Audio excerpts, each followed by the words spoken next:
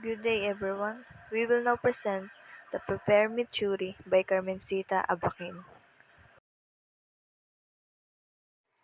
Carmencita M. Abaquin is a nurse with master's degree in nursing, obtained from the University of the Philippines College of Nursing. She was an expert in medical surgical nursing with subspecialty in oncologic nursing, which made her known both here and abroad.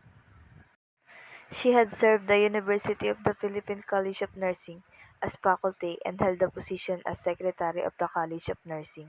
Her latest appointment as chairman of the Board of Nursing speaks of her competence and integrity in the field she has chosen. She is awarded PRC Professional of the Year 2019. About her theory, Prepare Me is intervention and quality of life advanced progressive cancer patient. Basic assumptions and concepts. Prepare Me or holistic nursing interventions are the nursing interventions provided to address the multidimensional problems of cancer patients that can be given in any setting where patients choose to be confined. This program emphasizes a holistic approach to nursing care. Predominant century has these following components. The first one is the presence or being with another person during the times of need. This includes therapeutic communication, active listening, and touch. And as nurses po, we need to be with our patients in order to properly respond to their wants and needs. And reminisce therapy or recalling of past experiences, feelings, and thoughts to facilitate adaptation to present circumstances. It is when we recall the past experience of the patient in order to encourage him or her. And prayer, it is when we call unto God and pray for our patients or pray with our patients, and this provides spiritual strength for them yan, in their current situation. And relaxation breathing, techniques to encourage and elicit relaxation for the purpose of decreasing undesirable signs and symptoms such as pain, muscle tension, and anxiety. Meditation encourage an illicit form of relaxation for the purpose of altering the patient's level of awareness by focusing on an immature thought to facilitate inner sight, which helps establish connection and relationship with God. It may be done through the use of music and other relaxation techniques.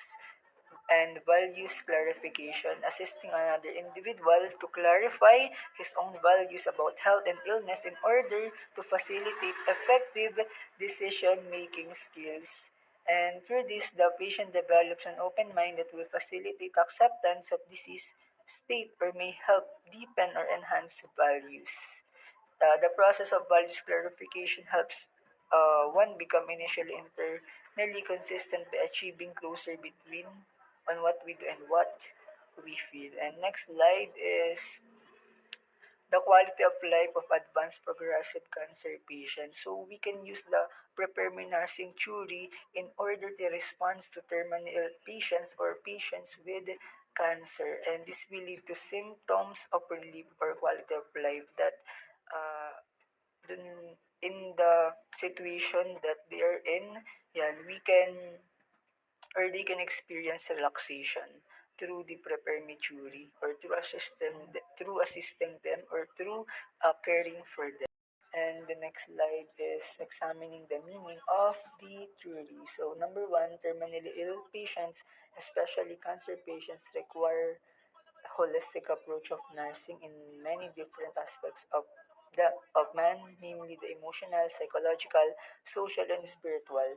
In this premise, patients with incurable disease require multidimensional nursing care to improve quality of life, and prepare me nursing interventions are effective in improving quality of life in terminally ill patients. Utilization of intervention as a basic part of care given the cancer patients. Likewise, interpretation in the basic nursing curriculum in the care of these patients. Prepare me must be introduced and focused during training of a nurse, both in academic and in practice. And number four, development of training programs for care provider as well as healthcare professional where intervention is a part of treatment modalities.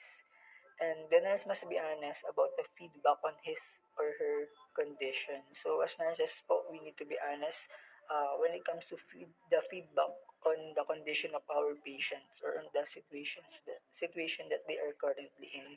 And nurses must do this so that they would know what the expectation of the patient and the family so that they may render a holistic caring style for the patient together with his family and sadly in his dying days.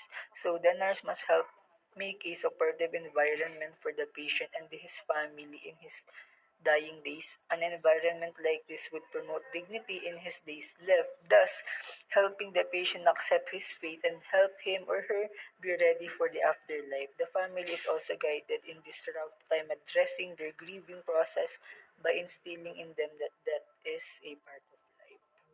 So that's for our presentation and thank you for listening.